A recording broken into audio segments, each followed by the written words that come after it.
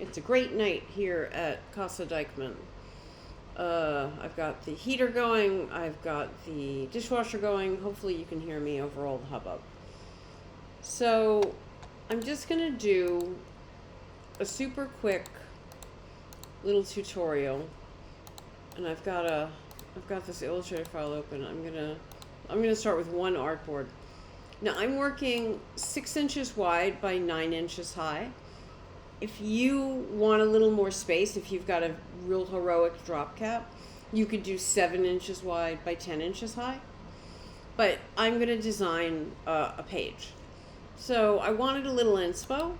So I went online and I found some first pages. I was going to suggest you go to the library, remember, and open up a book and take a look at what the page looks like, a whole bunch of them, first chapter pages.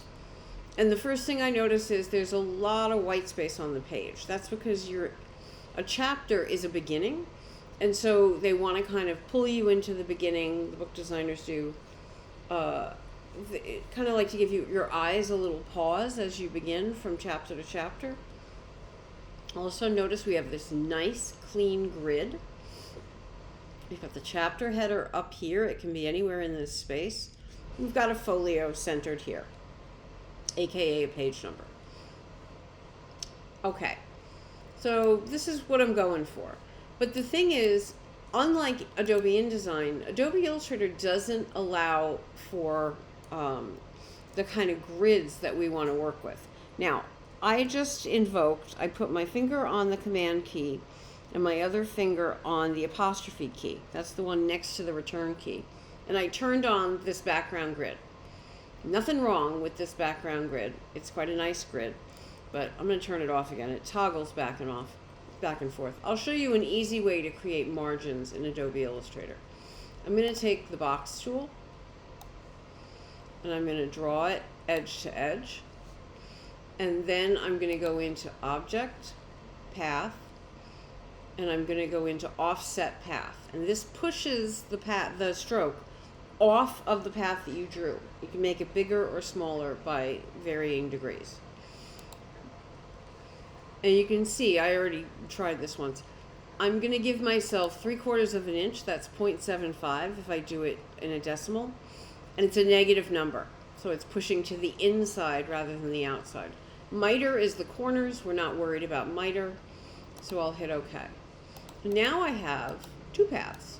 I have my original path and I have my interior path. I can delete this original path because I don't need it. I'm going to click on this path and I'm going to go to Effect. I'm going to go to View. And I'm going to go to Guides and I'm going to go to this one. Make Guides. All right, and I'll turn my guides on. I have my guides switched off. So there is my grid. See that? There are my margins. And just for the fun of it, I will also go into View, go back to Guides, and I'm going to lock my guides down so I don't accidentally hit my grid. Well, now I'm ready to rock and roll. Now I can take my text box, I can click and drag. There it is, filled with text. I can choose whatever typeface I'm using. If I go to Command T, I'll use Caslon.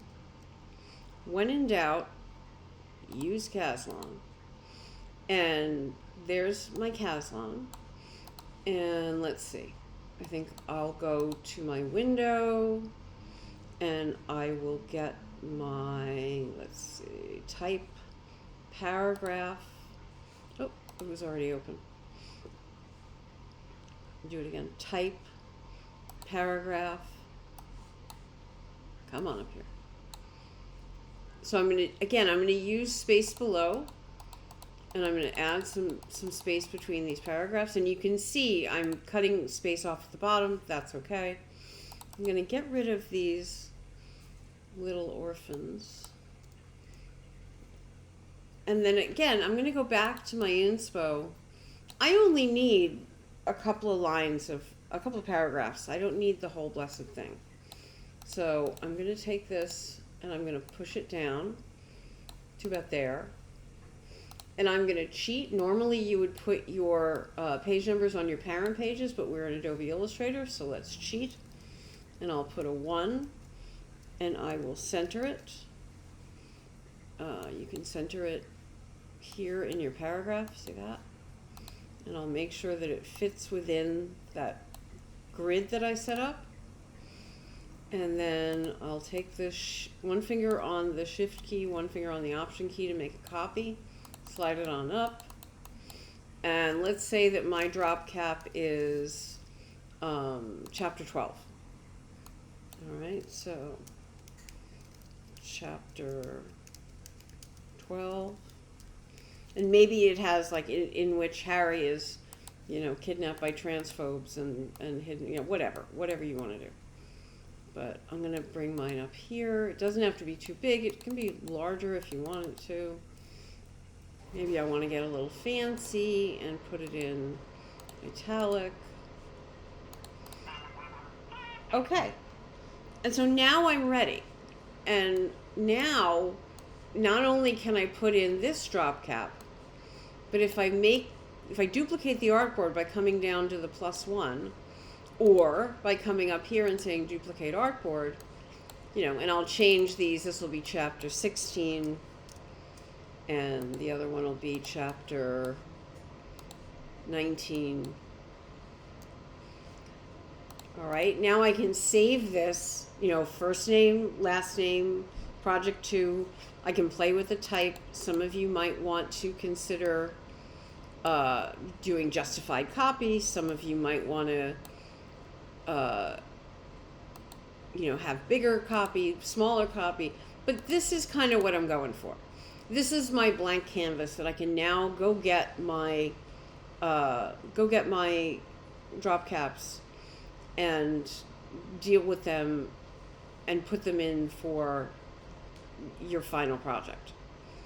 And the other thing I'll say is, if you have a file, if you have drop caps that have lots and lots of blends and gradients and special effects on them, just make sure, come in here to Effect, Document Raster Effects Settings, and make sure your resolution is set to high. We've been working at 150 because I didn't want to tilt your machine, but here at the end, let's go high, especially if you have blends and gradients. Otherwise, they're going to look odd and fuzzy. All right, we want nice crisp ones. Save it as an AI file and pop it into Brightspace, and we will talk about them in class. Thank you.